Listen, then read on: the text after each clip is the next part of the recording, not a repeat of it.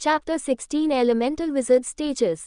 राहुल समर्थ के बारे में पूछताछ करना चाहता था, इसलिए उसने अपना हाथ उठाया और दीननाथ से संकेत मिलने के बाद बोला, क्या समर्थ यहाँ है? मैं उससे मिल सकता हूँ। दीननाथ की निगाहें अजीब हो गईं क्योंकि उन्होंने उत्तर दिया, समर्थ यहाँ नहीं है, वह थंडर फायर वैली के कोर पार्ट पर है जो और भी गहरा है। थंडर फायर वैली का हेडक्वार्टर भी वहाँ स्थित है। तुम्हारे दोस्त समर्थ की स्थिति बहुत खास है। तुम और वह अलग अलग दुनिया के लोग हैं। भविष्य में तुमसे मिलना बहुत मुश्किल होगा। मैं कुछ नहीं कहूँगा अब, और कल सब कुछ पता चल जाएगा। उसके बाद वह सभी को महल के अंदर ले गया। ये palace outer thunder fire valley palace से भी बड़ा था। बहुत सारे लोग रास्ते और दरवाजों से अंदर और बाहर जा रहे थे। वह रास्ता जो पहाड़ की दूसरी तरफ जाता था, जहां अन्य इमारतें स्थित थीं। दीननाथ ने सभी को एक मार्ग पर ले गया क्योंकि वे एक ऐसी जगह पर पहुंचे जहां बहुत सारे घर बने थे। हर जगह हरियाली के साथ पर्यावरण बहुत अच्छा था और एक छोटी नदी जो नीचे की ओर जाती थी। प्रति व्यक्ति एक घर, अपना घर चुनने के बाद उस टैग पर अपना नाम लिखें। आपके घर के अंदर टेबल पर एक सामान्य ज्ञान की किताब है। सोने से पहले इसे ध्यान से पढ़ें। 1 घंटे बाद खाना आ जाएगा। इस बीच आप अपना नाम बदल सकते हैं। कपड़े पहनो और नदी में अपने कपड़े धोओ। दीनानाथ ने सभी से कहा। सभी ने सिर हिलाया क्योंकि दीननाथ ने गंभीर अभिव्यक्ति के साथ कहना जारी रखा, कल सुबह 8 बजे मैं चाहता हूं कि हर कोई यहाँ खड़ा रहे।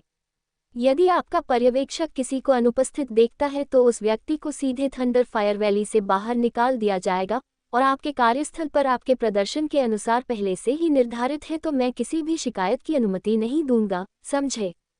हाँ, जवाब में सभी चिल्लाए। दीननाथ ने संतोष के साथ सिर हिलाया और कहा, अच्छा, अब अगर आप बेहतर खाना खाना चाहते हैं तो आप या तो राक्षसों का शिकार कर सकते हैं या कैफेटेरिया में जा सकते हैं, जो आपको यहाँ किसी से पूछकर मिल जाएगा। इस पहाड़ से हर पहाड़ जुड़ा हुआ है ताकि आप इस पहाड़ पर सड़क के माध्यम से दूसरे पहाड़ पर जा सके। दूसरे पहाड़ पर जाने के लिए इस पहाड़ से उतरने की जरूरत नहीं है।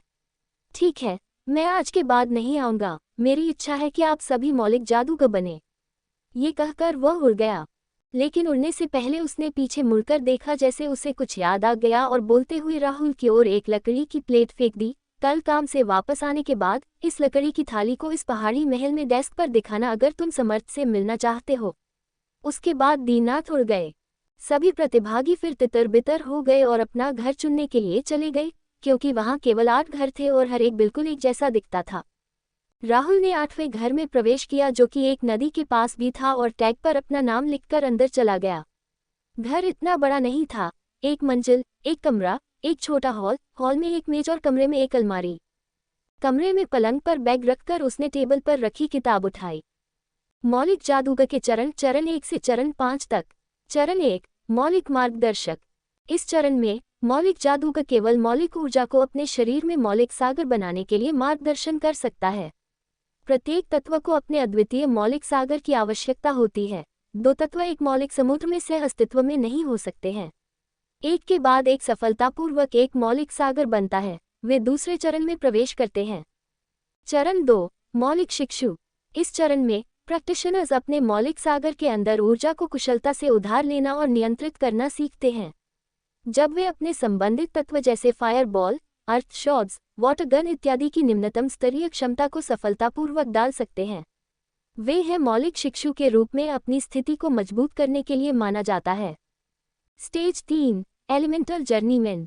इस चरण में जादूगर को अपने मौलिक ऊर्जा के भंडार को बढ़ाने के लिए अपने मौलिक सागर का विस्तार करना पड़ता है, और आमतौर पर ऐसा करने में लंबा समय लगता है।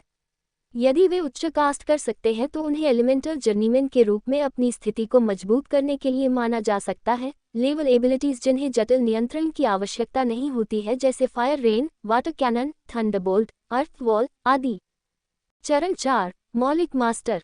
इस चरण में जादूगर को जटिल और उच्च स्तरीय क्षमताओं जैसे fire wings, healing rain, water mirage, earth भूलभुलैया के रूप में एलिमेंटल सी में मौलिक ऊर्जा के एक बड़े भंडार पर अपना नियंत्रण बढ़ाना पड़ता है। संक्षेप में, जब वे अपनी मौलिक ऊर्जाओं को पूरी तरह से नियंत्रित कर सकते हैं तो उन्हें मौलिक गुरु माना जाता है। एक और उदाहरण होगा, एक चोटी का यात्री तेजी से 5 आग के गोले फेंक सकता है और हमला कर सकता है, लेकिन एक मौलिक गुरु 15 आग के गोले को फेंक सकता है और हमला कर सकता है।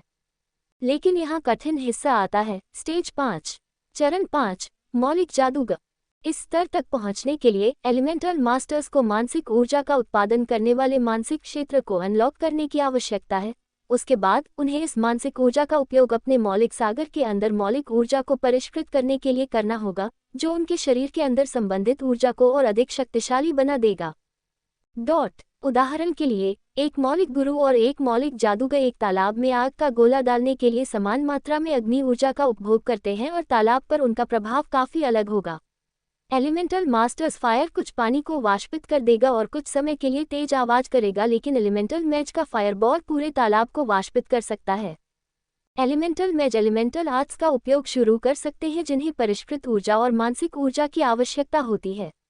आप कह सकते हैं कि द एलिमेंटल मास्टर की फायर एनर्जी लेवल 1 है और एलिमेंटल मैच की फायर एनर्जी लेवल 2 है। एक पेपर है जबकि दूसरा मेटल है। योजक चिन्ह